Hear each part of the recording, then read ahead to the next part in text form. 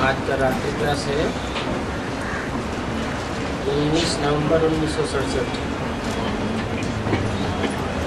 बाबा का विचार है ये जो अपना त्रिमूर्ति का चित्र है लिखत सहित, उस पर बाबा समझाते हैं कि गीता का भगवान कृष्ण नहीं है, शिव है। इनका भी चित्र जैसे बन करके आ गया है। अब अखबार में तो इतने बड़े नहीं डालते हैं, अखबार में अक्षर भी बड़े पतले होते हैं। बाबा को अखबार का कॉलम बना कर दो और ब्लॉक भी बनाना पड़ेगा। विचार है कि जांच करनी चाहिए,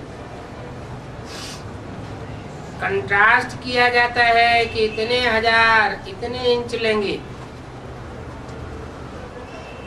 तो जब जो देवे। अखबार एक दो मुख्य है, दो तीन बड़े ले ले जो ऐसे ऐसे कब कब अखबार में डालते रहे।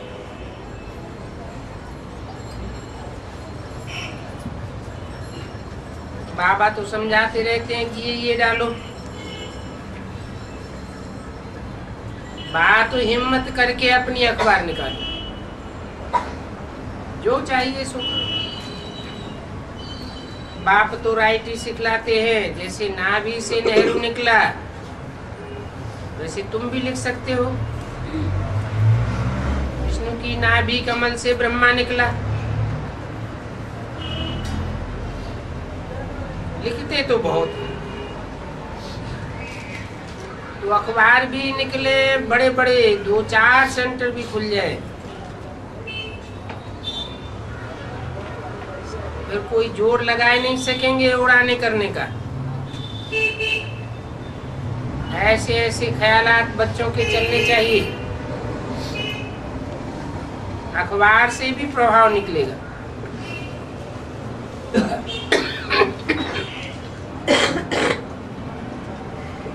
बाबा बच्चों को ऐसे देते हैं कि ये करना चाहिए, फिर बच्चों को प्रदर्शनी कमेटी को खड़ा करना चाहिए। जो अब तक सोए पड़े हैं, ध्यान नहीं देते हैं कि बाबा का क्या विचार है। सोया तो नहीं रहना चाहिए,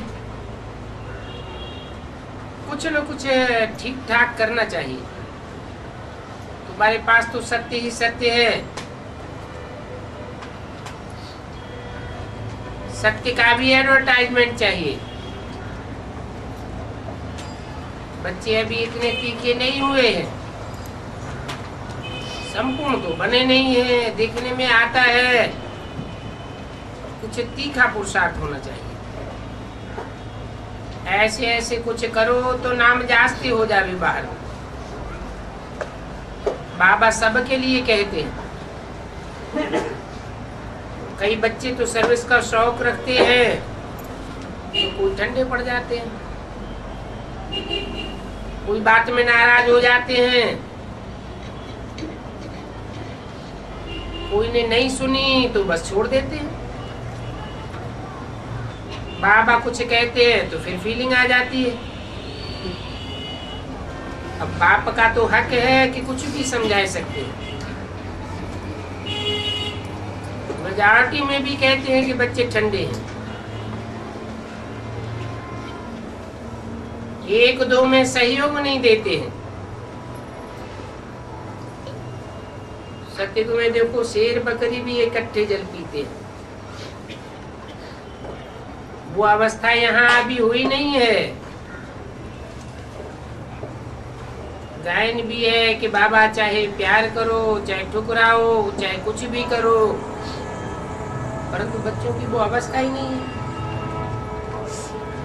वो नशा बाप दादा का, वफादारी का बहुत कम लब है। आगे जब चलेंगे तब पक्का होंगे। बाबा तो सबके लिए कहते हैं, पाई पैसे की बात में रूठ पड़ते हैं। कोई की परीक्षा ले में तो भी मर पड़ते हैं। रहना तो या इस तरफ है या उस तरफ है।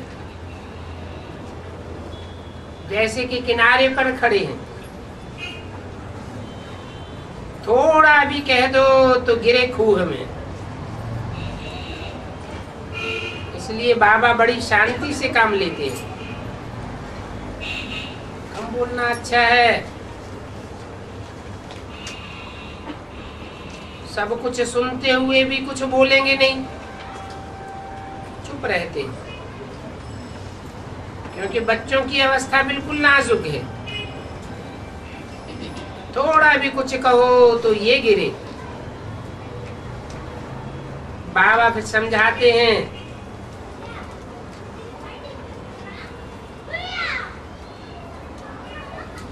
कि ये बात तो फिर अच्छी नहीं लगेगी। किसी की ग्लानि सुननी पसंद नहीं करेंगे। कोई तो बहुत खुशी से सुनते हैं। जिन बातों से दिल खराब हो वो बातें नहीं सुननी चाहिए। परंतु कितना भी समझाओ सुधरती नहीं है। एक कान से सुनेंगे तो दूसरे कान से निकालेंगे। हर बात में बाप को समझाना पड़ता है। बाप आए हैं पतितों को पावन बनाने। ये तो बच्चे समझते हैं कि 99% सजा खाने वाले हैं।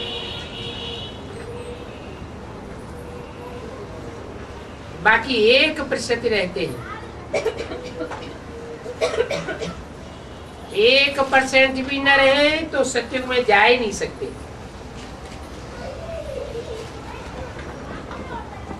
राजधानी तो स्थापन होनी है।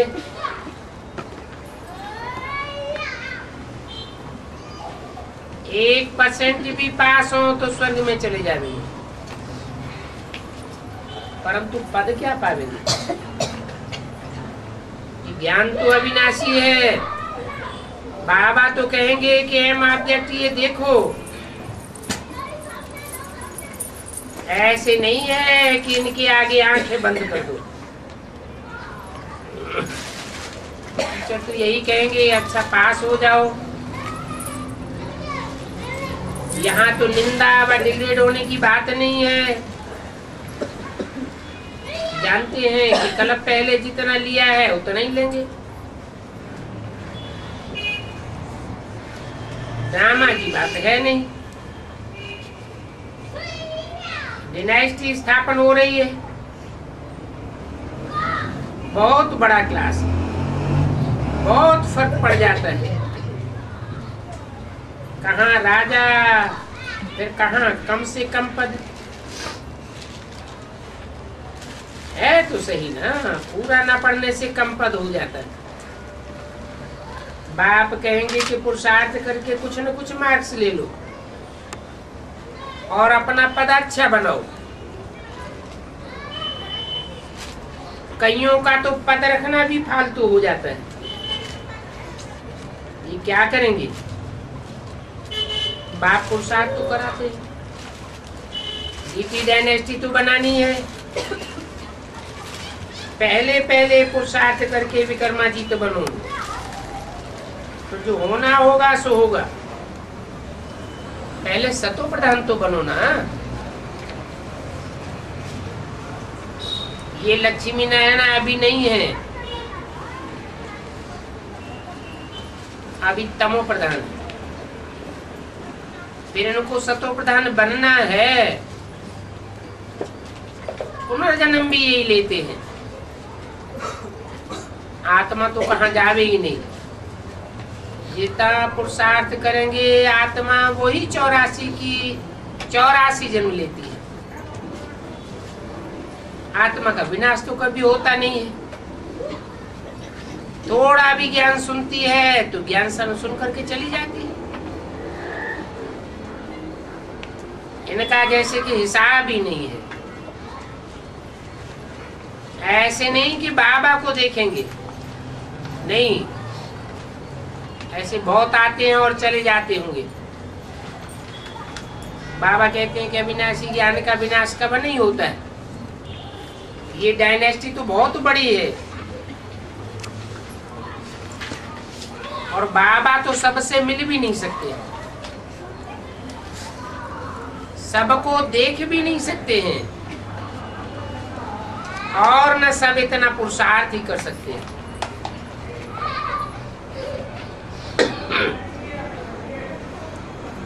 इस ज्ञान को स्मरण करने में बहुत समझने की बात है। जहां भी हो विचार सागर मंथन करते रहो। जो अच्छी रीति पढ़ने वाले होते हैं वो दिल पर चढ़ते हैं, और नाम वाला भी उनका होता है। ये सब ख्यालात बच्चों को रखने, सर्विस भी बढ़ानी है। सर्विस पर समाचार भी आता है, बहुत सर्विस करके गिर भी पड़ते हैं। तो भी जो थोड़े सर्विस करते हैं उससे ऊंच पद पावेंगे। तुम बच्चों को गुप्त कितना माल मिल रहा है, दुनिया को इन बातों का पता थोड़ी है। तुम्हारी मेहनत निष्फल नहीं होती। जो भी मेहनत करेंगे कब न कब सामने आ जाएगी। इस ज्ञान मार्ग में सिर्फ सरलता चाहिए और धैर्य बहुत चाहिए। बाबा सदैव कहते हैं कि चीची बात हो तो हियर नो इविल कर दो, टाक नो इविल कर दो। बहुत मीठा और सहनशील बनना चाहिए। कोई चीज न मिले तो गुस्से में अंडा जल जाएगा, ऐसे भी नहीं होना चाहिए। ये सब अनेक प्रकार की अवस्था है।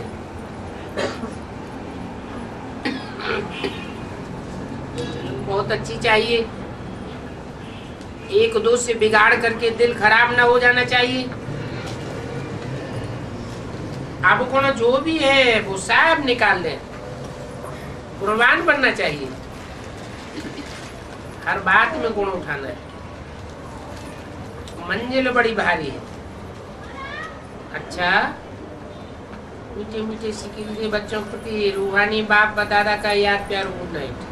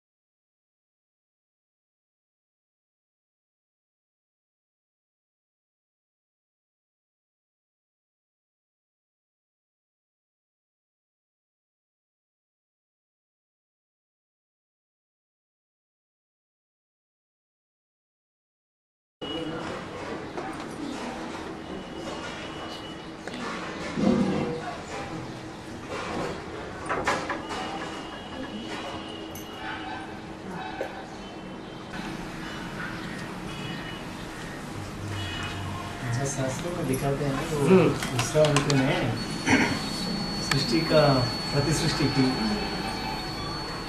बना मतलब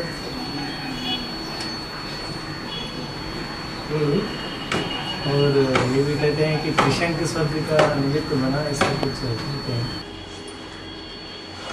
तो बहुत कुछ कहा हुआ है, लेकिन बाबा क्या कहते हैं शास्त्रों की बातें, शास्त्रों के भूसे में से निकाल के क्या बसर निकाला है, उसको विस्तार हम करें।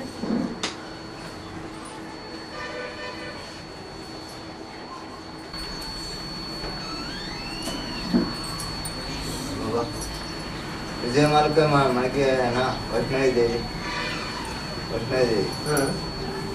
एडवांस में आता है बाद में, तब वो पक्के सूर्यवंशी बनते हैं ना वो।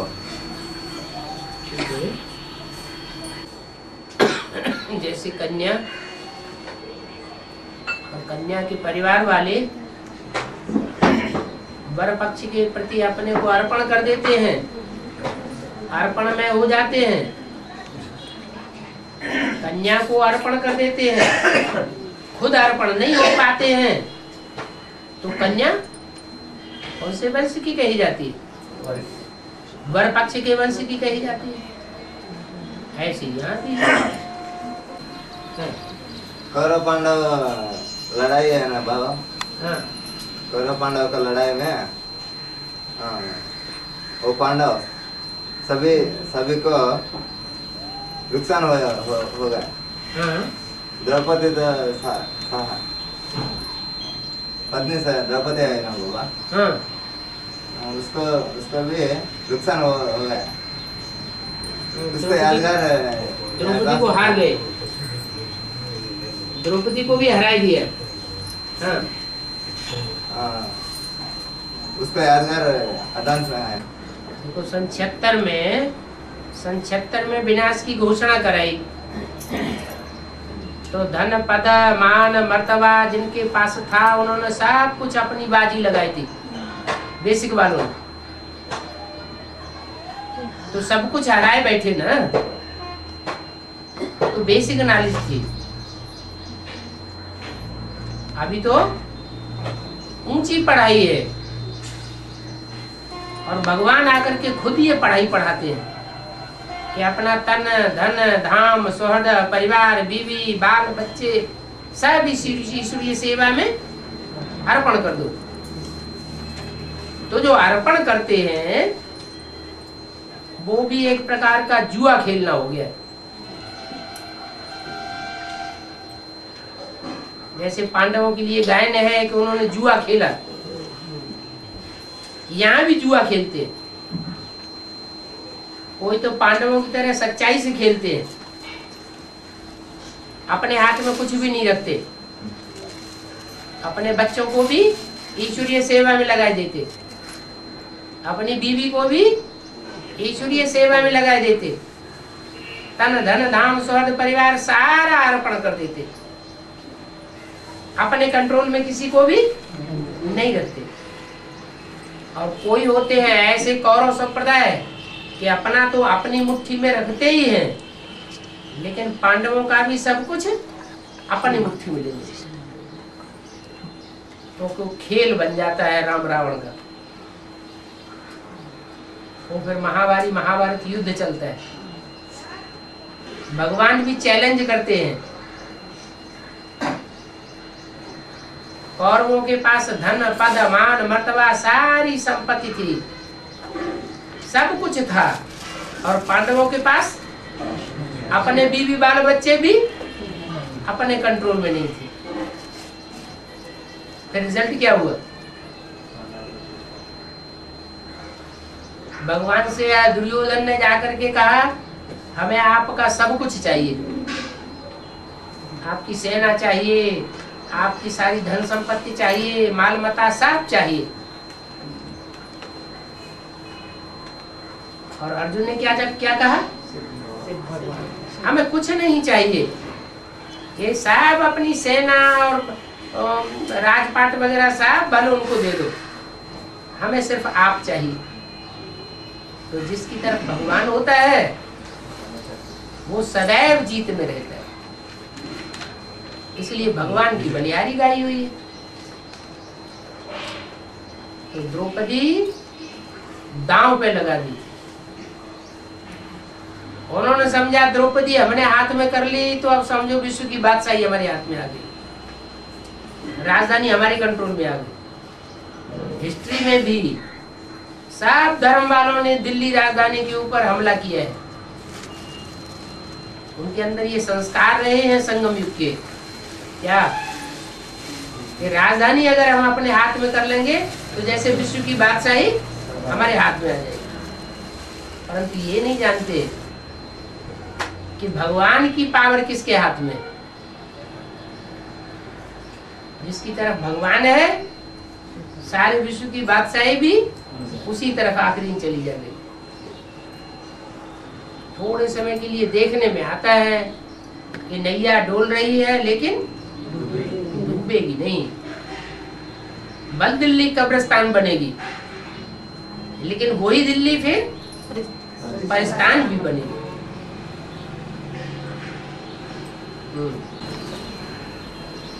जगत माता जगदम्बा है ना बाबा, वर्ल्ड मदर कमला देवी दीक्षित। ठीक है, बच्चे चाहते हैं माता पिता दोनों का चाहते हैं ना, दोनों का चाहते हैं बच्चे। बच्चे दोनों को चाहते हैं। चाहने का मतलब माता पिता, चाहने का मतलब क्या है? देखने के लिए, देखना दर्शन करना, ये तो भक्ति मार्ग में होता है। भक्ति मार्ग में दर्शन करना होता है। और यहाँ क्या करना होता है? याद करना होता है। तो यहाँ दोनों को याद करना है या एक को याद करना है? यहाँ याद एक को करना है। यही चूक हो जाती है। मुरली में कहीं कहा नहीं है कि ब्रह्मा को याद करना है या जगदम्बा को याद करना है। परंतु जो सन्यासी किस्म की आत्माएं हैं वो गौमुख में हाथ डाल करके राम राम राम राम राम जपती है और दूसरों को भी ऐसा ही सिखाती है। वो फिर व्यभिचारी याद हो जाती है। हमारी है अब व्यभिचारी याद, एक बाप दूसरा लोग।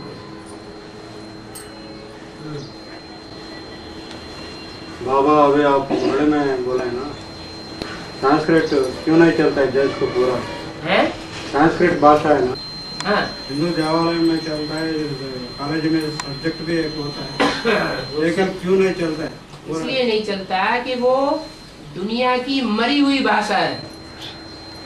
कोई भी गांव में, कोई भी शहर में, कोई भी जनपद में बोली नहीं जाती। वो एक आर्टिफिशियल भाषा मनुष्यों ने, विद्वान पंडित आचार्यों ने बनाई हुई है। इसलिए भगवान आकर के आर्टिफिशियल भाषा में नहीं बोलते, जो स्वाभाविक भाषा है उसी में बोलते हैं। और जो भारत में ही चलती है। भारत में सबसे जास्ती इस समय कौन सी भाषा चल रही है? हिंदी भाषा चल रही है। और जो भाषाएं हैं वो प्रादेशिक भाषाएं एक एक प्रदेश में चलती है, सारे भारत में नहीं चलती है।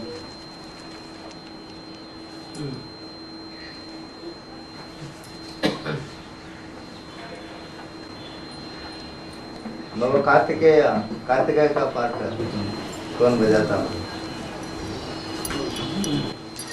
शास्त्रों में जैसा नाम वैसे ही काम है। हमारे ज्ञान का मूल मंत्र क्या है?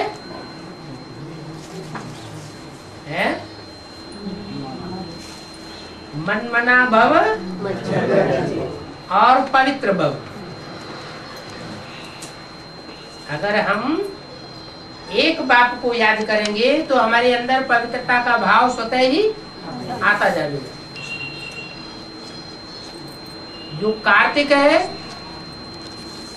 वो एक मुख वाला है या 6 मुख वाला है? कहते तुम एक मुख से बात करते हो या दुमोहे हो? अनेक मुखों से बात करते हो। तो जो सच्चा होगा वो एक मुख से बात करेगा और झूठा होगा तो अनेक मुखों से बात करता है।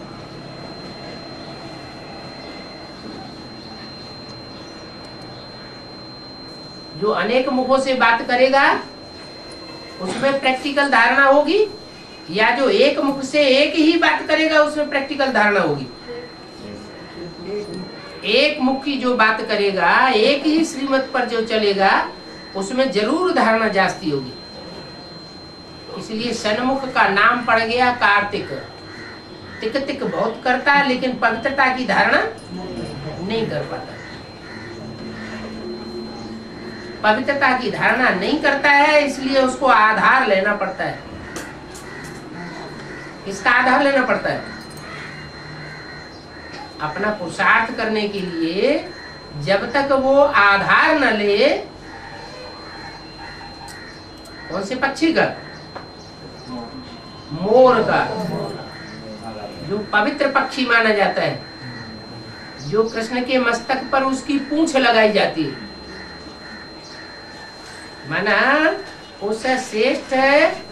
राष्ट्रीय जो भारत का पक्षी है उसकी देह अभिमान की पूंछ भी इतनी श्रेष्ठ है जो कृष्ण के मस्तक पर लगाई जाती है। उस पक्षी का जब तक कार्तिकेय आधार न ले तब तक वो पुरुषार्थी जीवन में सफल नहीं होता।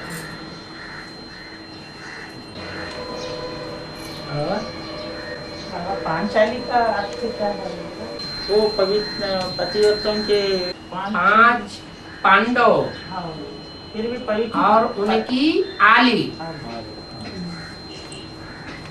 माने सब उसको श्रेष्ठ समझते थे। उसका नाम पड़ा है पांचाली। पतिव्रतों के लिस्ट में देहरादून में एक गांव है, उसका नाम है चक्राता। क्या गांव का नाम ही कैसा पड़ गया? चक्राता। ये ज्ञान ऐसा है, अगर भगवान बाप को नहीं पहचाना तो बुद्धि चक्कर खाने लगती है।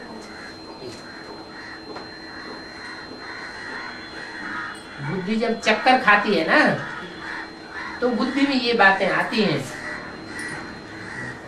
कि द्रौपदी को भी 5 पति थे तो हम 5 पति क्यों नहीं बना सकते?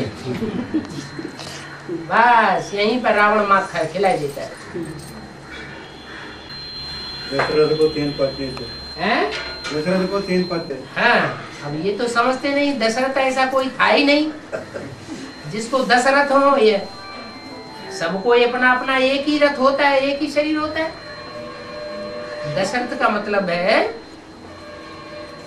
यज्ञ के आदि से लेकर के, और राम की आत्मा जब तक दोबारा यज्ञ में जन्म लेती है आकर, तब तक 10 महारथी यज्ञ में आ जाते हैं, जो 10 धर्मों के आधार मूर्त होते हैं, जो झाड़ के चित्र में नीचे दिखाए हुए। उन 10 रथों के पालना में राम की आत्मा पलती है, इसलिए दशरथ को राम का बाप दिखाया गया है। माने 10 धर्मों की आत्माएं वो राम की पालना करने वाली है।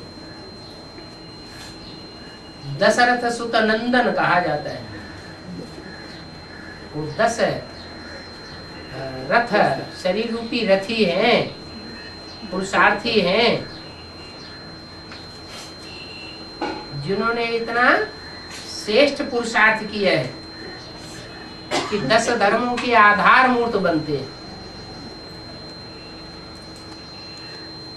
उनसे जन्म होता है एक राम का।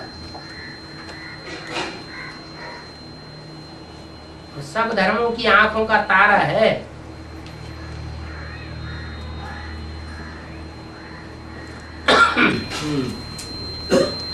रघुवंश कहते हैं बाबा, रघुवंश कहते हैं। तो रघु माना क्या? रघुवंश माना रघुवंशी कहो, सूर्यवंशी कहो, बात तो एक ही।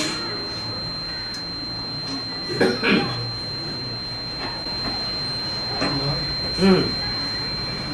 तो वो जो आने वाले को क्या क्या कैसे बना सकते हो? क्या बहुत क्या आने वाले को वो जाता है वो नंबर, हाँ उसको कैसे कैसे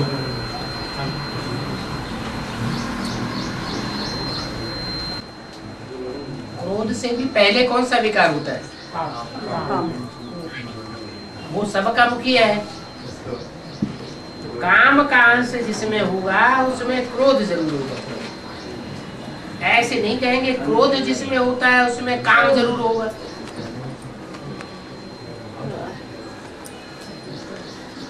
कामी को पतित कहा जाता है, क्रोधी को पतित नहीं कहा जाता।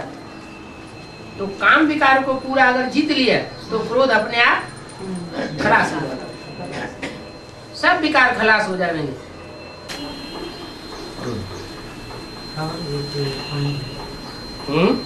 माताओं पर बहुत अत्याचार हो रहा है, वो संकल्प से बहुत हमारे बारे में ऐसा सोचा है। एक आदमी है उसमें वो डाल दिया माता जो उसको क्या वो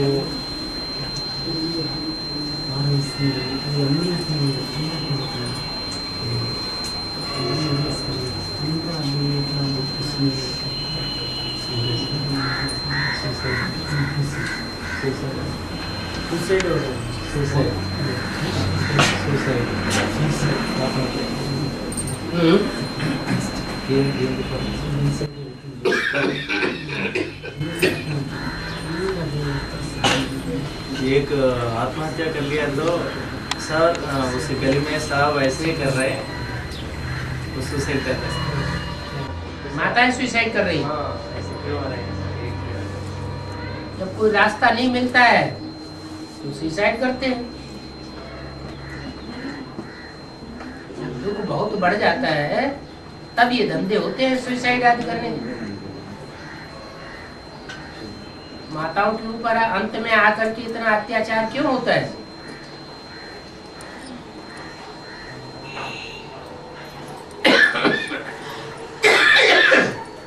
ऐसे नहीं कि भगवान जब आते हैं तो माताएं भगवान को पहचान नहीं पाती हैं।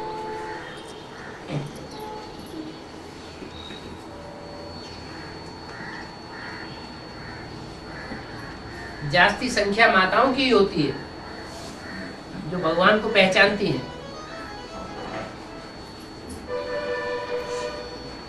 परंतु जो भगवान को पहचानती हैं उन्हीं के ऊपर फिर पुरुष वर्ग अत्याचार करता है। क्यों?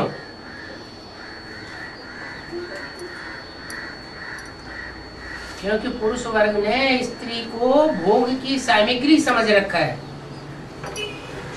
ये बुद्धि में नहीं है कि पुरुष एक जन्म में पुरुष और एक जन्म में स्त्री बनता है। दोनों का बराबर अधिकार होता है।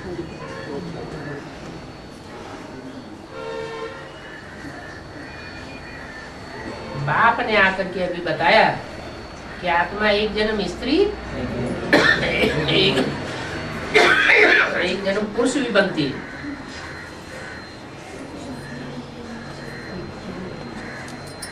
पूर्व जन्मों के कर्मों के हिसाब किताब के आधार पर स्त्री चोला या पुरुष चोला मिलता है। पुरुषों में अहंकार जास्ती रहता है।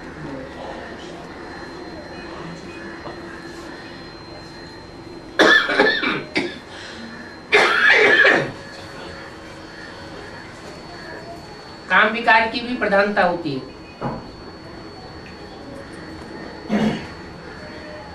इसलिए बाबा ने बोला कि स्त्रियां सब द्रौपदियां हैं, सब सीताएं हैं, सब पार्वतियां हो। पुरुषों का पुरुष सब दुर्योधन दुशासन। वो आप दिखाए बगैर रह नहीं सकते।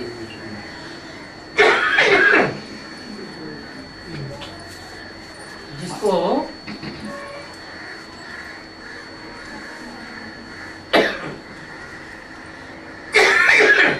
पद मिल जाता है, प्रभुता मिल जाती है, वो उसका भरपूर प्रयोग करता है।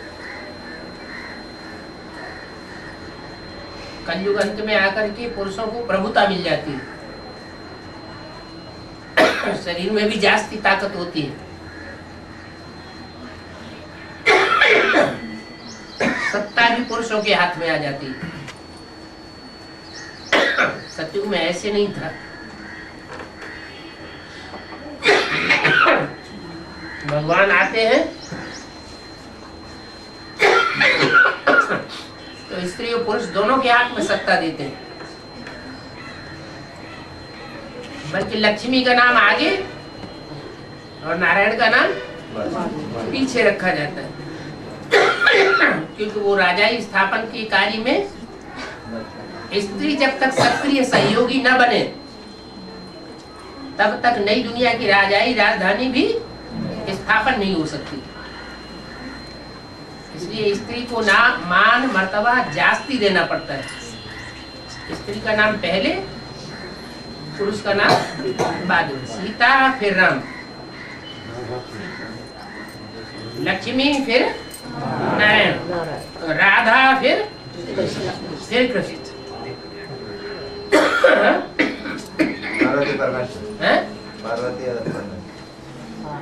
पार्वती परमेश्वर। हाँ जी।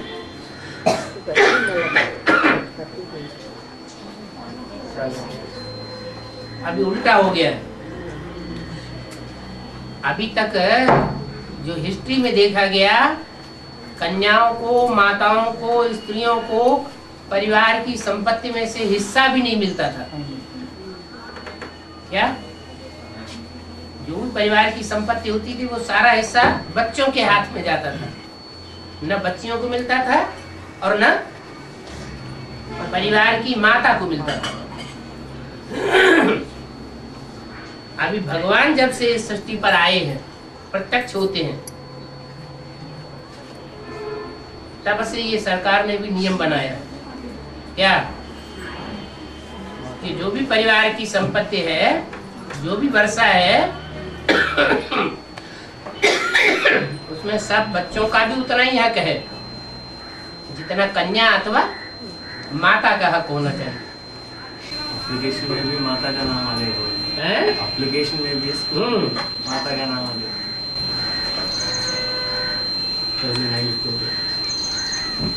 तो आत्मा जब स्त्री का जन्म भी लेती है, पुरुष का भी जन्म लेती है, तो दोनों में समानता होनी चाहिए ना।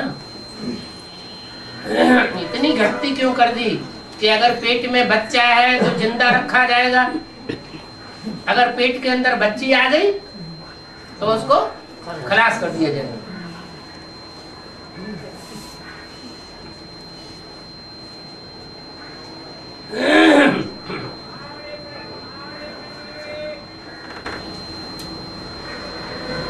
बाबा जब लक्ष्मी नारायण को समान समझता है तो फिर नारायण के पैर दबाए देता। ये तो भक्ति मार्ग में है या ज्ञान मार्ग में? भक्ति मार्ग में ही है। भक्ति मार्ग में है, लेकिन भक्ति मार्ग में यादगार कहाँ की है? संगम युग की यादगार है।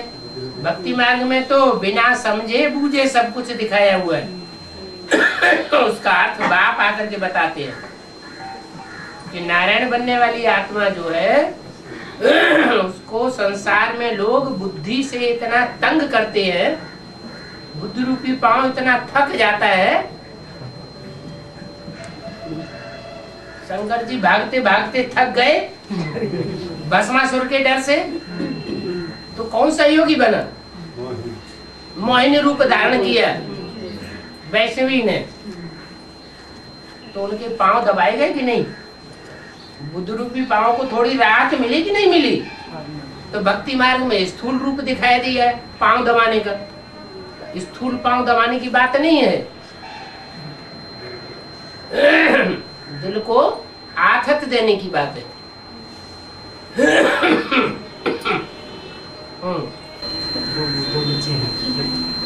तो मिसाल दिया, देखो ज्यादा बच्चे होते हैं,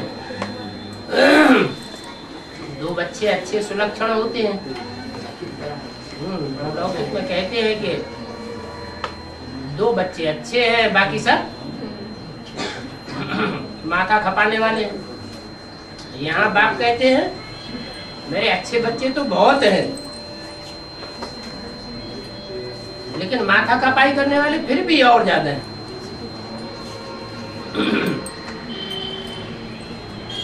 दुनिया के अच्छे से अच्छे देखना हो तो यहाँ देखो, और बुरे से बुरे देखना हो तो भी यहाँ देखो।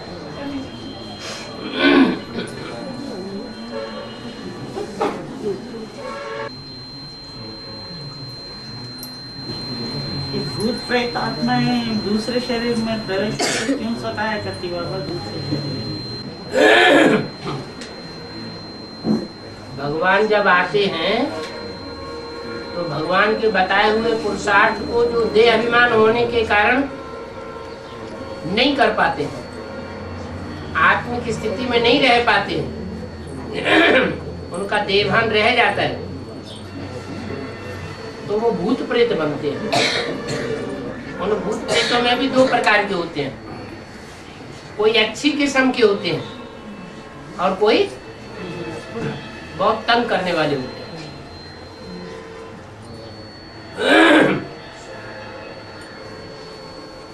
ईश्वर जब आते हैं तो सूर्यवंशी आत्माएं मुट्ठ भर निकलती हैं जो आत्मिक स्थिति में संसार में टिक पाती है। बाकी चंद्रवंशी, इस्लाम वंशी, बौद्धी वंशी, क्रिश्चियन वंशी, सब ढेर के ढेर धर्म वाली आत्मा सब में देहभान रह जाता है। उनमें भी जो भारतीय वंश की है, जैसे चंद्रवंशी, बौद्धी वंशी, सन्यासी, सिख धर्म की आत्माएं, वो फिर भी श्रेष्ठ किस्म की आत्मा है। देहभान रह जाता है, फिर भी सूक्ष्म देहभान श्रेष्ठ किस्म का है। लेकिन जो लेफ्ट साइड की हैं, जो देहभान छोड़ भी नहीं पाती लेकिन अति ज्यादा क्रूर बन जाती है, वो फिर ज्यादा तंग करती है। उन्हें वो इस 5000 वर्ष तक इस भूमि पे ही भ्रमण करती रहती बाबा। 2500 वर्ष तक तो उन्हें अपना जन्म मरण का चक्र में उसी तरह आना है जैसे देवात्माओं को आना है। जो आधार मूर्त है, जो बीज रूप है। बाकी जब द्वापर युग शुरू होगा तब से वो दुष्ट कर्म और जास्ती करना शुरू कर देंगे। जो ज्यादा पाप कर्म करते हैं उनको पाप कर्मों से थोड़ा समय निजात मिल जाए, इसके लिए उनको स्थूल शरीर धारण नहीं करना पड़ता। जब स्थूल शरीर ही धारण नहीं करेंगे तो उनके ज्यादा पाप कर्म नहीं बढ़ेंगे। सूक्ष्म शरीर मिलता है और सूक्ष्म शरीर से वो दूसरों में प्रवेश करके अपना हिसाब किताब पूरा करते हैं। यही रावण संप्रदाय के धर्म है। क्या? काम, क्रोध, लोभ, मोह, अहंकार, ये 5 विकार कोई दूसरे नहीं है, ये दूसरे दूसरे धर्मों से ही पैदाइश होती है इनकी।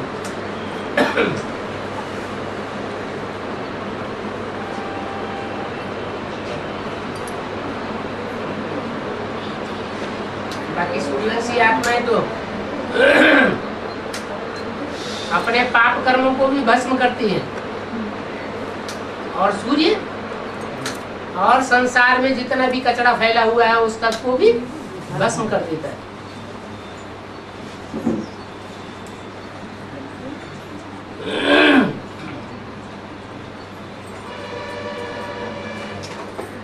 अभी जो नई दुनिया आने वाली है उसमें सूर्यवंशी ही बचेंगे।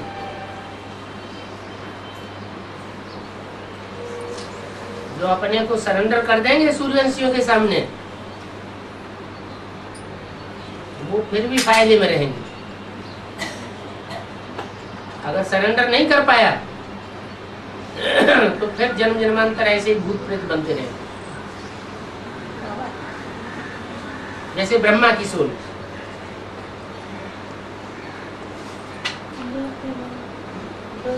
शरीर छोड़ दिया, अभी भी सूक्ष्म शरीर से पाठ बजा रही है।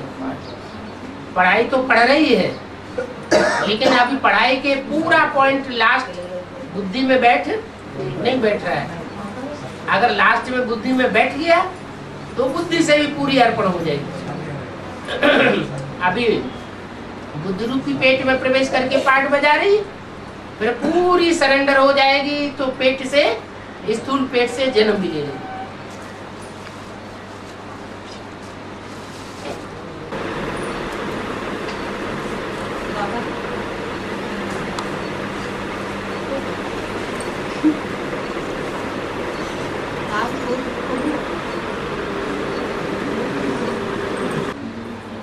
बाजू वालों को बता दो अपनी भाषा में।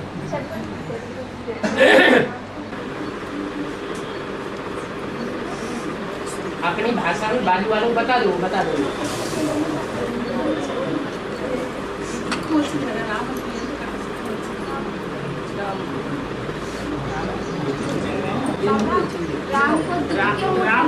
राम को जब सीता चले जाती तो दुख होता ना, वो तो भक्ति मार्ग में दिखाया है और भक्तों ने दिखाया है।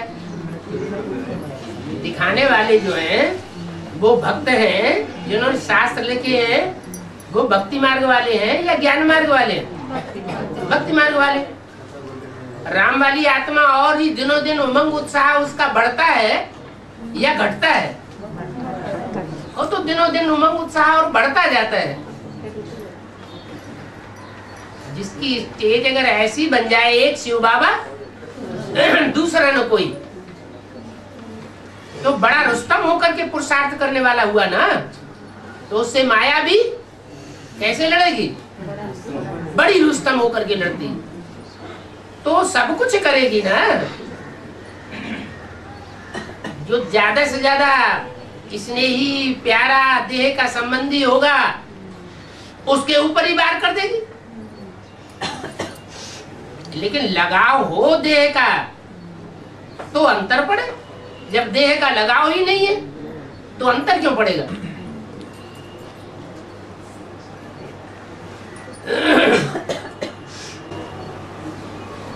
राम जी को चंद्र क्यों लगाया गया बाबा? रामचंद्र होकर क्योंकि फेल हो गया होगा, इसलिए चंद्रमा के प्रभाव में आ गया होगा, इसलिए चंद्र लग गया। यज्ञ के आदि में प्रभाव में आया कि नहीं आया? आया। इसलिए कृष्ण चंद्र का दास दासी बनना पड़ता है। राधा कृष्ण जन्म लेंगे तो राधा कृष्ण को जन्म देने वाले माँ बाप दास दासी बनेंगे, फर्स्ट क्लास के नहीं, फर्स्ट क्लास दास दासी बनेंगे।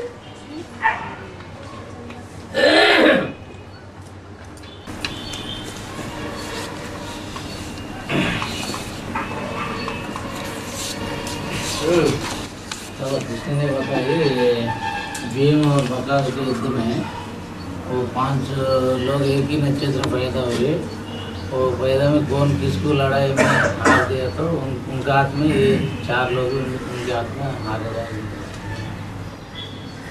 पूरी बात बताओ, क्या बात? इसने बोला कि 5 इसका लड़ाई भीम और बकासुर लड़ाई पहले उनका भीम बकासुर कीचक और जो थे ये 5 के अंदर ये एक नक्षत्र में पैदा हुए 5 लोग, उनका पहले किसके हाथ में हार गए तो उनके हाथ में 4 लोग हार जाएगा, ऐसा बोला किसने बोला। अभी दुष्ट शिक्षण शिष्ट रक्षण होने वाला है। पहला लड़ाई भीम को और बकासुर को लगा, पहला लड़ाई, बाद में कीचक और भीम से। कीचक भी कोई एक नहीं था, कीचक भी 100 थे।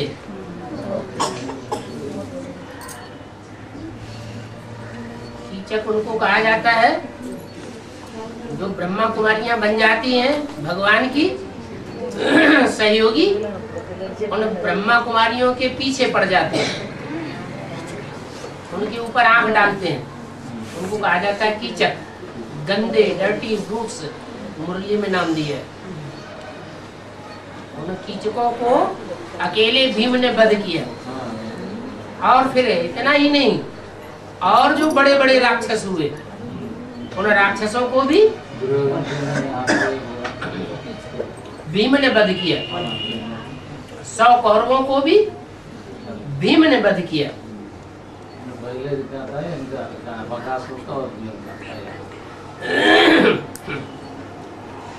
बक बक करने वाला आसुर, बकासुर, बक कहते हैं बगुला को। बगुला एक पांव पर खड़े रहेगा, देखने में आएगा बड़ा भारी तपस्वी है, और जैसे ही सामने से मछली गुजरी फटाक से पकड़ लेगा, फिर एक टांग पर खड़ा हो जाएगा।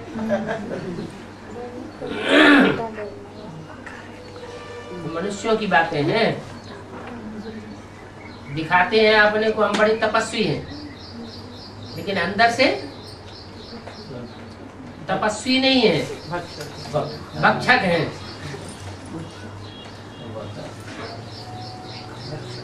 भीम तो सच्चे पुरुषार्थियों में था।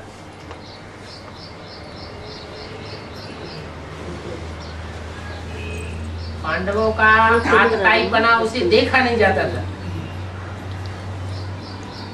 जब युद्ध शुरू हुआ तो सबसे पहले आगे कौन आया युद्ध में? भीम से नहीं रुका गया, वो पहले युद्ध में आ गया, तो पीछे पीछे पांडवों को भी आना पड़ा।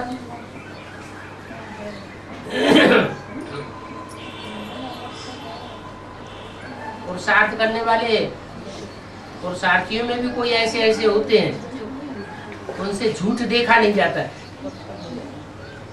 झूठ को सहन नहीं कर सकते, उन्हें इतना क्रोध आ जाता है कि वो टकरा जाते हैं।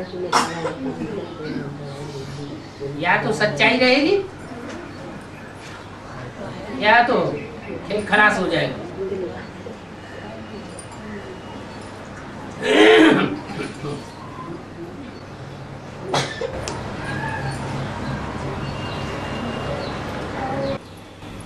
वो अस्त्र से होता है ना, उस पर क्यों होता है उत्तरायण लखनऊ क्यों? ज्ञान के बाण होते हैं, ज्ञान के बाणों का, ज्ञान माने जानकारी, सच्चाई की जानकारी। जो भीष्म पितामह है वो सन्यासी है या गृहस्थी है? सन्यासी। तो सन्यासियों को सच्चाई के सामने आखिरी तो झुकना ही पड़े। वो बाणों की सैया पर पड़े रहते हैं, माने सच्चाई के बाण उनको ऐसे लगते हैं कि बाणों की सैया पर उनको सोना पड़ता है। लेकिन वो हठयोगी हैं, हठ पक्की धारण कर लेते हैं कि हम तब तक शरीर नहीं छोड़ेंगे जब तक सूर्य उत्तरायण नहीं हो जाए।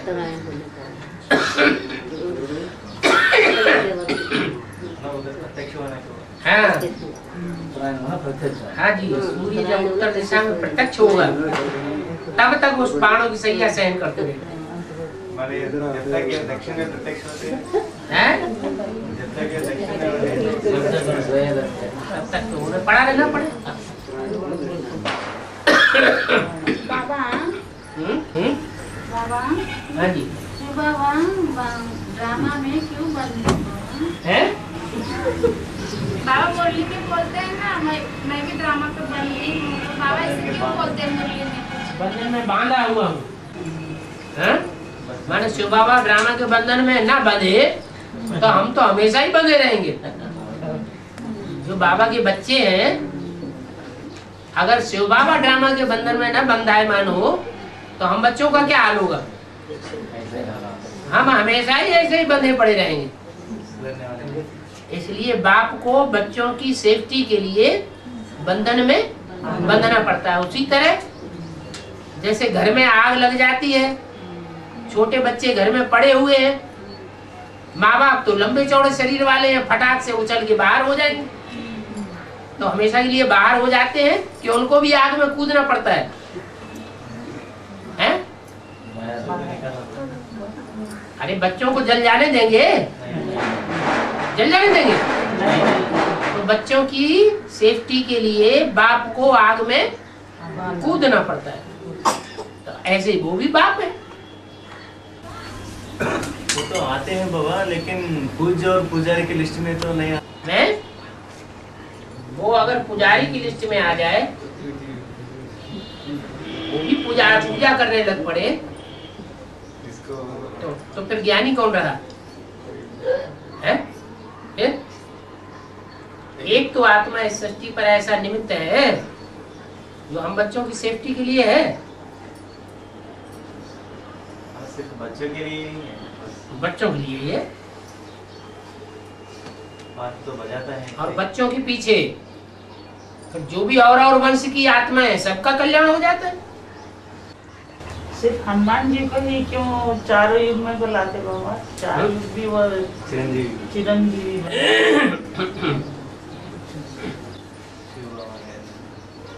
चारों युग प्रताप तुम्हारा है, प्रसिद्ध जगत उजियारा।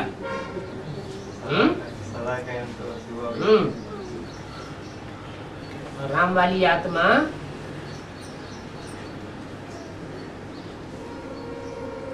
उसी को विकारों की पूंछ दिखा दिए। बड़े से बड़ा विकारी भी वो बनता है, हनुमान का रूप दिखाया है। तो बड़े से बड़ा निर्विकारी भी बनता है, मोर की पूंछ दिखाई। इसलिए वो बड़े से बड़ा ब्राह्मण भी है, पहला ब्राह्मण। पहला ब्राह्मण तो पहला देवता आदिदेव, जो पहला देवता सो पहला क्षत्रिय। यज्ञ में सबसे पहले फेल कौन हुआ? राम बलिया। तो फेलियर में भी सबसे पहला नंबर, क्षत्रियों में भी पहला नंबर, देवताओं में भी पहला नंबर, और ब्राह्मणों में भी पहला नंबर, और कलयुग में शूद्र बनने में भी पहला नंबर। इसलिए बोला चारों युग प्रताप तुम्हारा।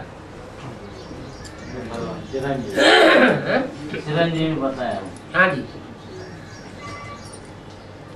हर युग में हीरो पाटधारी पाट बजाता है।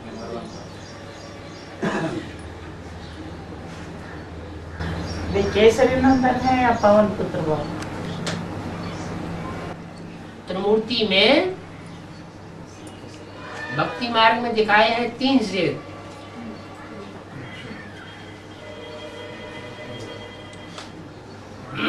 देवी को 2 प्रकार के शेर दिखाए जाते हैं। केसरी सिंह को कहा जाता है। केसरी माना जिसके केसरिया बाल होते हैं, बड़े मोड़े वाला शेर। एक होता है छोटे मोड़े वाला शेर, उसको कहते हैं चीता, टाइगर। 2 प्रकार की देवी दिखाई जाती है। एक देवी को कहते हैं बाघंबरी देवी, क्या बाघ के ऊपर सवार, और एक देवी को कहते हैं सिंह वाहिनी, सिंह के ऊपर सवार होने वाली। केसरिया जो कहा गया है वो ब्रह्मा बाबा का ये इशारा है कि ब्रह्मा बाबा जैसे शेर होता है और सीधा हमला करता है, उसे चालाकी नहीं होती। और चीता में बहुत कूट के चालाकी भरी हुई होती है। चीता का पार्ट है राम वाली आत्मा का, और ब्रह्मा वाली आत्मा का पार्ट है शेर की तरह। तो केसरी नंदन कहा जाता है, शेर की औलाद है।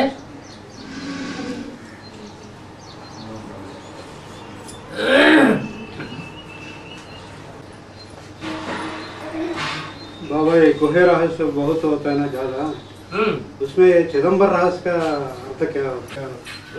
चिदम्बरम का अर्थ क्या होता है? दिगंबर, सिदम्बर रहस्य, श्वेतांबर और दिगंबर बहुत स्पेशलिटी होता है। सिदम्बर रहस्य को बोलते हैं चिदम्बर रहस्य। सिदम्बर रहस्य,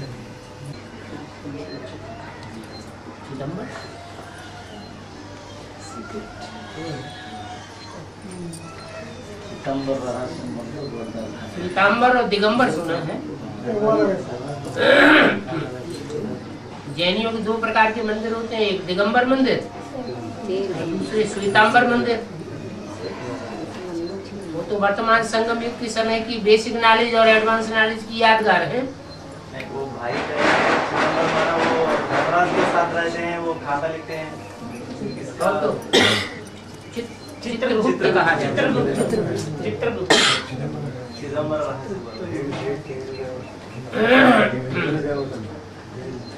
चित्रगुप्त के पास चौपड़ा है एक एक आत्मा का, ऐसे भक्ति मार्ग में कहते हैं।